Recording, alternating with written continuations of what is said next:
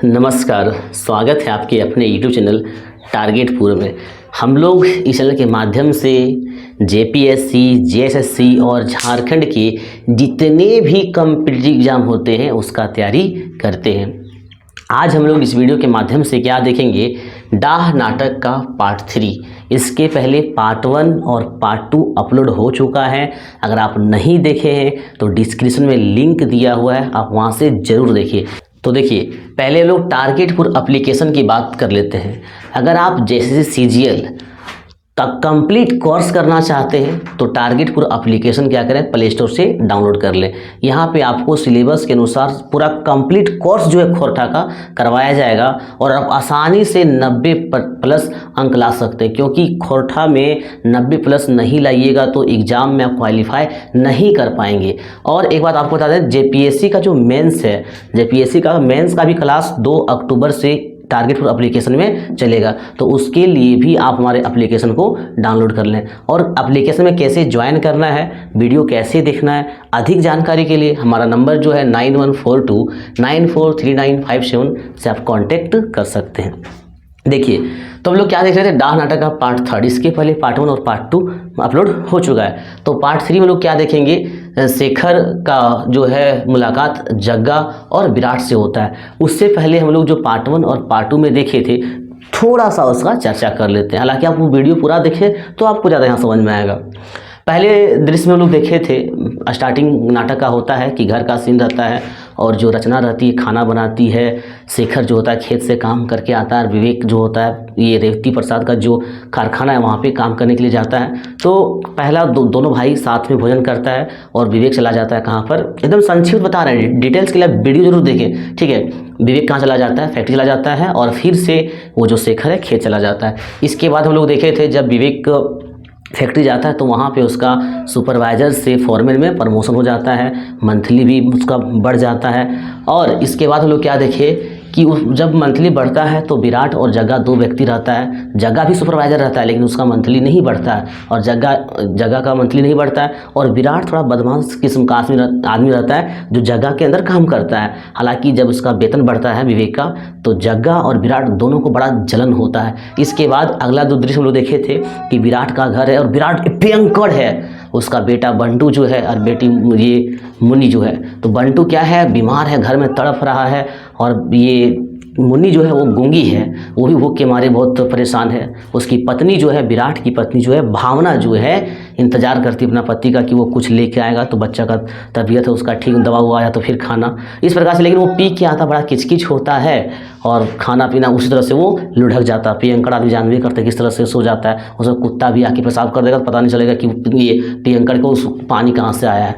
इसके बाद अगला दृश्य में हम लोग देखे थे कि ये जो विवेक है, विवेक मशीन लेना चाहता है पानी पटाने के लिए, जिसका कीमत 5000 रहता है, लेकिन उसके पास 4000 रुपये वो जमा किया था और 1000 मांगने के लिए वो जाता है अपने मैनेजर के पास। तो मैनेजर उसको 500 रुपया देता है। तो फिर वो अपना सेठ के पास जाता है, रेवती प्रसाद के पास जाता है। रेवती प्रसाद मैनेजर से कहता है कि 500 रुपया और दे दो, लेकिन याद रखिए यही रेवती प्रसाद जो 2 मुहैया आदमी है 500 रुपया दिला लेता है। और अगला दिन ही रात को किशन एक व्यक्ति रहता है, किशन से क्या करता है, विवेक के घर में चोरी करवा देता है, जिससे दोनों भाई उदास हो जाता है। और अगला दिन विवेक नहीं जानता है कि हमारे यहाँ चोरी जो है रेवती प्रसाद ने करवाया। उसी के पास, सेठ के पास सारा दुख सुनाता है और सेठ फिर से उसे 5000 रुपये कर्जा देता है। लेकिन ये बताता है कि ये जो हम 5000 रुपये तुमको कर्जा दे रहे हैं इसमें ब्याज भी लगेगा और ये पैसा जो है तनख्वाह से कटते रहेगा, मूलधन सहित, जब तक ये ख़त्म नहीं हो जाता है। इसके बाद हम लोग क्या देखें, जब वो सुपरवाइज़र के रूप में काम कर रहा था एक दिन, तो विराट लेट से पहुंचता है, क्योंकि विराट पहले जगह के अंदर काम कर रहा था लेकिन अब किसके अंदर आ गया, अब विवेक के अंदर आ गया। तो जब विराट लेट से पहुंचता, 8 बजे फैक्ट्री का टाइम होता है और 9:20 में विराट फैक्ट्री पहुंचता है। 1 घंटा 20 मिनट लेट से पहुंचता है। और आपको पहले बता दिए, नहीं देखे तो वीडियो जरूर देखिए डिटेल के लिए। वहाँ क्या बोलता है विवेक, जब 1 घंटा 20 मिनट लेट से आता है कि तुम प्रत्येक दिन बहाना बनाता है, प्रत्येक दिन लेट करता है। विराट बोलता है कि मेरा बच्चा का तबीयत खराब था इसलिए लेट से आए, लेकिन विवेक समय का बड़ा सख्त आदमी, बड़ा पाबंद आदमी है। उसको वापस कर देता कि जरा सा भी लेट आएगा तो वापस जाना पड़ेगा। और 1 घंटा 20 मिनट विराट लेट किया था, इसलिए विवेक ने उसको वापस भेज दिया। आप सोचिए, अगर आप काम करने जाइएगा और आपको लेट होने की वजह से जब आपको घुमा दिया जाएगा तो बड़ा दुख होगा, बड़ा चोट पहुँचेगा। और वैसे भी विराट तो 1 नंबर का बदमाश के पास है, उसको दुख पहुँचा तो विवेक को बोला बहुत बड़ा तो आदमी बन गेली, बहुत बड़ा तो मालिक बन गेली, तो मालिक हम बनावा ही। मतलब उसमें एक बदला की भावना, मतलब डाह की भावना, जनल की भावना विराट में आने लगा। और जब वहाँ से वो फैक्ट्री से निकला घर आने के लिए तो रास्ते में कौन मिला था? शेखर मिला था। और शेखर को किस तरह से भड़काया भाई के खिलाफ कि आप पिछला वीडियो में देखें कि भाई में बंटवारा का बात हो रहा है। और बंटवारा के लिए जो भाई है विवेक, वह कोर्ट गया हुआ है और कोर्ट गया था, वहाँ तक वो लोग पढ़े थे। और अब क्या देखेंगे, आगे देखेंगे, विवेक कोर्ट गया है। इससे पहले अगर आप चैनल को सब्सक्राइब नहीं किए तो सब्सक्राइब करें, वीडियो को लाइक करें और ज़्यादा से ज़्यादा शेयर करें। चलिए शुरू करते हैं। अब देखिए, तो आपने क्या देखा कि विवेक अपना भाई को ज़मीन जायदाद आधा देने के लिए कोर्ट गया है। अब उसका छोटा भाई शेखर, जो कि पूरी तरह से बिगड़ चुका है, बहक चुका है ये विराट की बातों में आकर। तो विवेक का मुलाकात विराट और जग्गा शेखर से मिलता है। ठीक है, विराट और जग्गा शेखर से मिलता है। और वही विराट जिसने शेखर को भड़काया और फिर से भड़काने का काम कर रहा है। और क्या कहता है, उसका कान भरने का काम करता है और कहता है शेखर तोर भाई जी कोर्ट गेलो ने तो जमीन बंटवारा करे खातिर ना गेलो, तोरा आधा ना दतो, सारा जमीन जायदाद ये अपन नाम में लिखवा लतो, सब कुछ हड़ेप लतो। फिर से मतलब क्या, इसीलिए इसी में भलाई है कि तुहू कोर्ट जो, आ तोर घर तो बंदूक है ही हो, तोर घर बंदूक है तो बंदूक लेकर जो, और वह भाई के एकदम बंदूक तान देना हो सेना सामने, लेकिन बुढ़वक ध्यान रखियो चलाए ना दियो, ऐसा बोलता है कि बंदूक पूरा तान देना हो सेना सामने लेकिन चलाना ना हो। और वही बेचारा उसका झांसा में आ जाता है, शेखर जो है विराट का झांसा में आ जाता है और ले चल गोली बंदूक उठाता है, याद रखिएगा बंदूक उठाता है और अपना भाई के सामने क्या होता है, तान देता है। तो अभी आपने क्या देखा कि विराट जो है उसको गोली तानने के लिए मजबूर करता है, मतलब भड़काता है, पूरी तरह से भड़का देता है। अब देखिए अब क्या होता है, घर के आंगन में विवेक कुर्सी पर बैठा हुआ है, हाथ में पत्रिका है, पढ़ भी रहा है और वहाँ पे कुछ ज़मीनी कागजात है। और उसी बीच जो है शेखर पहुँचता है बंदूक लेकर और डायरेक्ट सीधे क्या करता है, अपना भाई विवेक पर बंदूक तान देता है। और क्या बोलता है, जब देखता है तो उसका भाई को आश्चर्य लगता है विवेक को, और विवेक बोलता है कि रे शेखर तो बंदूक चलावे कब सीख गए? तो शेखर क्या कहता है कि दुख में मानुष की नाय सीखे दादा, और आप तो बहुत मक्खनबाजी कर लली। ठीक है, आप तो मक्खनबाजी ना चलतो, हमरा कोई भी गलत कदम उठाए में मजबूर ना कर, हम जैसन कहो वैसन सुन, नहीं तो गोली चल जितो।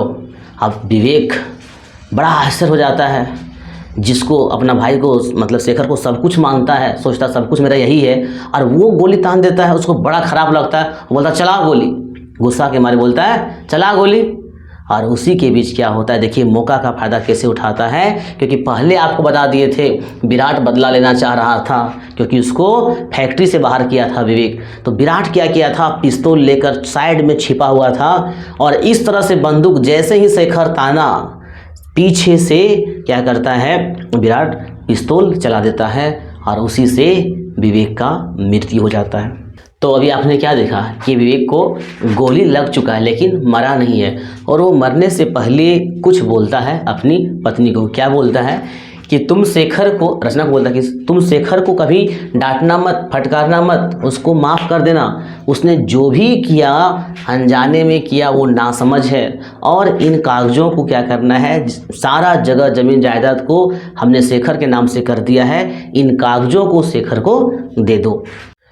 और साथ में यह भी कह देना कि यखन वो नासमझ है, यहाँ ढेगे मानसिक रूप में दैत्य समाज में भरल है, वो इस सब से अभी फर्क रहे, मतलब वो सबसे दूर दूर रहे जो गांव में, जो समाज में राक्षस के रूप में काम करते हैं, राक्षस के रूप में रह रहे हैं। और अब रचना क्या करती है, रचना जमीन के कागज़ को शेखर को देती है और कहती है अब से ये कागज़ ही तेरी भाभी है और तेरा मतलब भैया है, रखो इसको, अब तेरा कलेजा ठंडा हो जाएगा। गुस्सा के मारे बोलती है पति मर गया है। लेकिन देखिए होता क्या है, ये जो शेखर है ये जैसे कि तैसे खड़े रह जाता है। जैसे जब शरीर में लकवा मार देता है ना, जैसे कि मान लीजिए हाथ में मेरा लकवा मार दिया तो ये हाथ काम नहीं करेगा, जैसे तैसे रहेगा। आप ऐसे उठा भी दीजिएगा तो ऐसे हो जाएगा। तो उसका शरीर ऐसा उसको महसूस हुआ कि उसका शरीर में लकवा मार दिया, कुछ काम नहीं कर रहा था उसका शरीर, ऐसा उसको महसूस हुआ। क्यों जानते? वो ऐसा सोच रहा था कि हमने तो गोली चलाया भी नहीं तो गोली लगा कैसे और भैया मरा कैसे। तो इसी बीच क्या होता है, पुलिस इंस्पेक्टर और 2 सिपाही आता है, जिसमें से एक सिपाही का नाम क्या होता है, राम सिंह। और राम सिंह क्या करता है, ये शेखर को हथकड़ी लगाता है और एक व्यक्ति जो फोटोग्राफर है फोटो खींचता है। तो अभी आपने क्या देखा कि शेखर को गिरफ्तार कर लिया गया है और विराट जिसने पिस्तौल चलाया और पूरा पसीना पसीना डर के मारे वो बेचैन है कि अब उसका क्या होगा, क्योंकि इसने ही पिस्तौल से मारा था। अब ये अपने पत्नी के पास मतलब भावना के पास जाता है और भावना को पिस्तौल देता है और क्या कहता है, ऐसा जगह छिपाए दी कि यमराज के बप्पे ना खोजे पाते और नहीं तो तेरा हम गला दबा देंगे।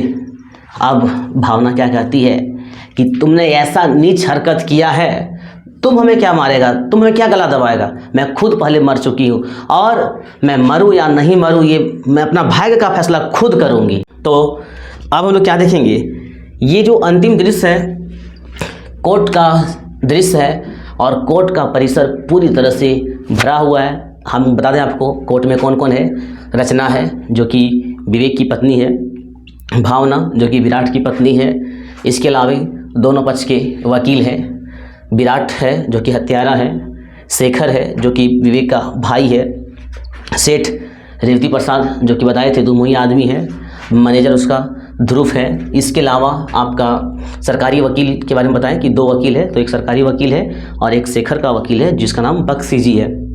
चलिए तो देखिए नाटक का इस दृश्य में क्या होता है। तो जज के सामने कटघरे में एक तरफ विराट है, शेखर नीचे बैठा हुआ है, याद रखेंगे शेखर नीचे बैठा हुआ है। तो कटघरे में पहला कटघरा में विराट है और दूसरा कटघरा में कौन है, भावना है जो कि उसी की पत्नी है सेकंड कटघरा में।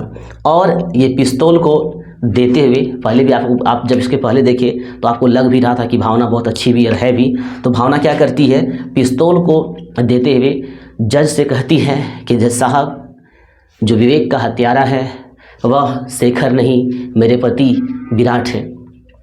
और इसके बाद जो दूसरा वकील होता है आपका बख्शी जी क्या बोलते हैं कि हाँ ये सही है कि विराट ने ही विवेक का हत्या किया है और इसका फिंगरप्रिंट भी मिला लिया गया। आप देख सकते हैं प्रमाण देता है जज को फिंगरप्रिंट और गोली भी देता है कि ये गोली जो है उसी पिस्तौल से चला हुआ है। रही बात बंदूक का, तो बंदूक से मिलाया गया, जांच किया गया तो उस बंदूक से किसी भी प्रकार की गोली नहीं चली है।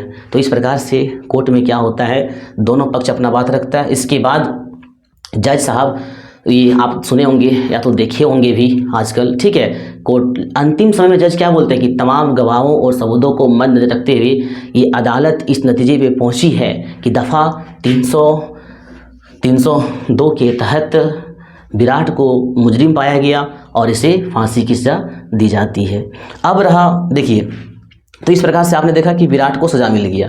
तो रेवती प्रसाद जिसके बारे में आपको पहले बता दिए थे कि सेठ है लेकिन ये बहुत ही कंजूस है। अब ये सोचता है कि मेरा 5000 कैसे आएगा, विवेक तो मर गया, जिसको पैसा दिया था तो मर गया। अब उसका छोटा भाई शेखर के पास जाता है और बोलता है कि मेरा 5000 दो।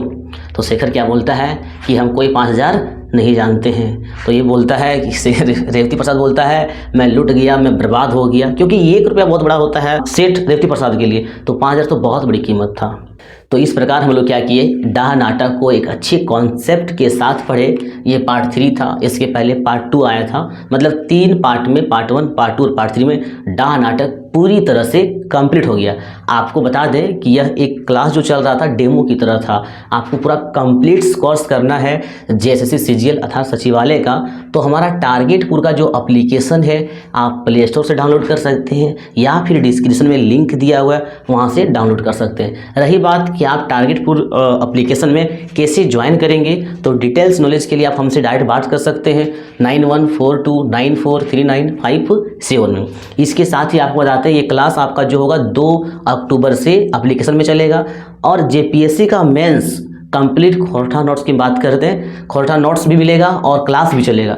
तो जेपीएससी का जो खोरठा का तैयारी होगा वह भी हमारा एप्लीकेशन में 2 अक्टूबर से होगा। इसके अलावा किसी भी प्रकार का नोटिफिकेशन जो आपका एग्जाम से जुड़ा हो पाने के लिए हमारा टेलीग्राम चैनल का लिंक डिस्क्रिप्शन में दिया हुआ, आप टेलीग्राम से जुड़ जाएं। तो ये डाह नाटक था, आप लोगों को कैसा लगा कमेंट में कमेंट जरूर कीजिएगा। और आपको बता दें इसका एक एमसीक्यू ये तो खत्म हो चुका है, बहुत जल्द आपका अगला पार्ट जो होगा एमसीक्यू के रूप में अपलोड होगा। तो मिलते हैं नेक्स्ट वीडियो में, तब तक के लिए धन्यवाद।